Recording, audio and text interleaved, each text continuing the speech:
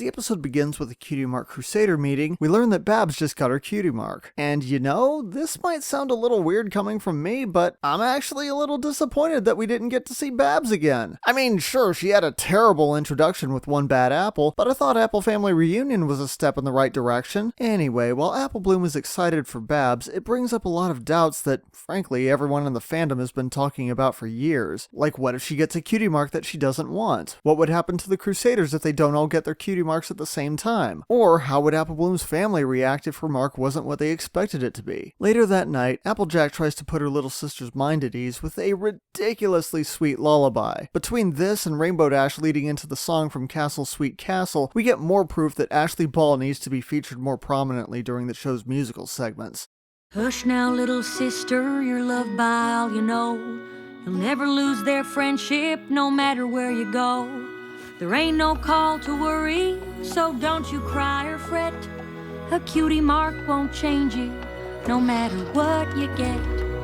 And speaking of which, I realize it's still early in the season, but we've had a new song in every episode so far. I really wasn't expecting that. Of course, Apple Bloom begins dreaming and she goes through every scenario that she had talked about the day before, though we actually get to see each problem from multiple angles. To begin with, she imagines herself getting a mark that makes her a pest control pony, which is something that she's not exactly thrilled about. Though, considering some of the fan art, I think she got off a bit easy. She even gets mentored by an older pest pony who says everyone with that Cutie Mark is pretty much forced into a life of misery. I'm just not happy because my life didn't turn out the way I thought it would. Hey, join the fucking club, okay? I thought I was going to be the starting center fielder for the Boston Red Sox. Life sucks. Get a fucking helmet, all right?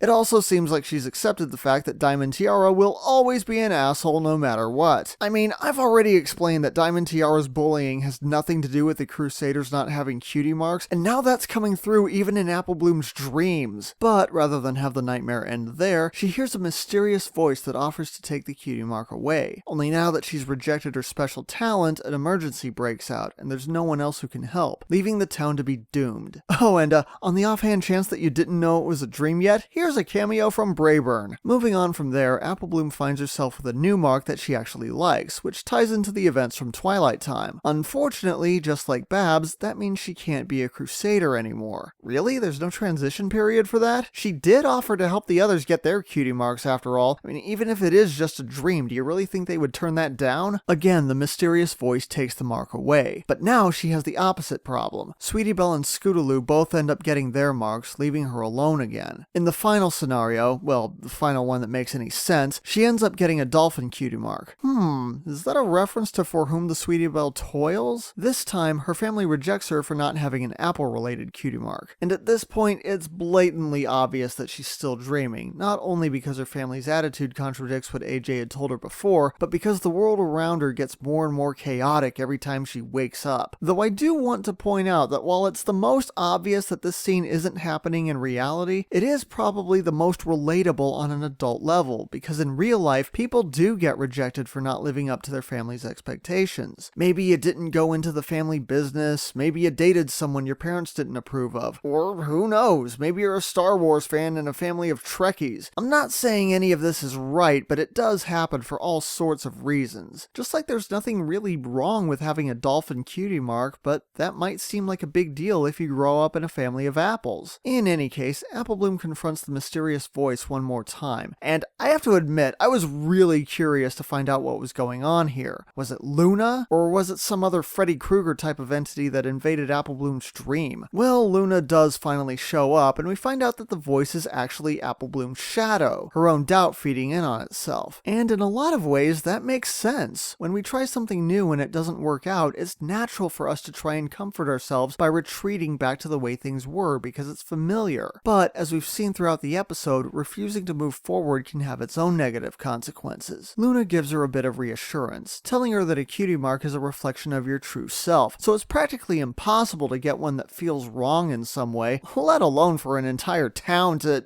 You know what, I think I have to stop referencing that episode at some point. As for being worried about her friends, Luna takes her into their dreams, and it turns out that they've been having the same concerns. Also, apparently Sweetie Belle ships Final Scratch and Octavia, and I find it really interesting that Sweetie Belle and Scootaloo both seem to be subconsciously aware of what their special talents are. Granted, Sweetie Belle still has a big case of stage fright to overcome, but what's Scootaloo's excuse? She does tricks on her scooter all the damn time. Though the fact that she uses the dream to start flying did make me smile. And they all promise to be friends forever and ever, just like,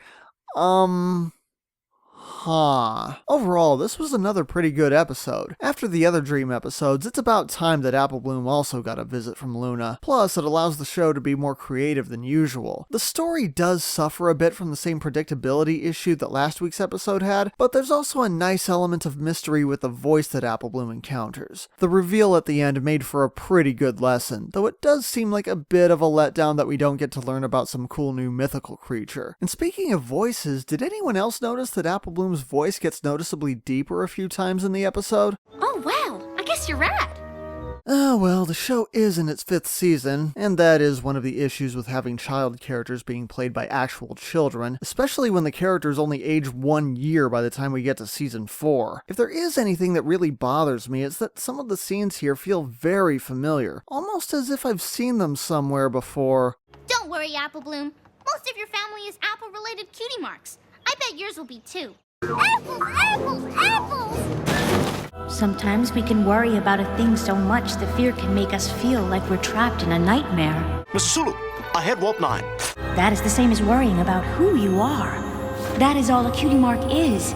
If you cannot accept who you are. Quiet! And that doesn't necessarily make the episode bad, but it does feel just a bit redundant. In the end, I would rate this in the middle of the Dream episodes. I wouldn't say it's as good as For Whom the Sweetie Belle Toils, but I think it is a little bit better than Sleepless in Ponyville. While it doesn't have any huge revelations that will blow anyone's mind, it is nice to see the show once again acknowledging an issue that fans have been talking about for a while. And in the best case scenario, hopefully it means the Crusaders are that much closer to getting their cutie marks. Bloom and Gloom gets a 7 out of 10. Oh yeah, scissor! Scissor me timbers! Ugh!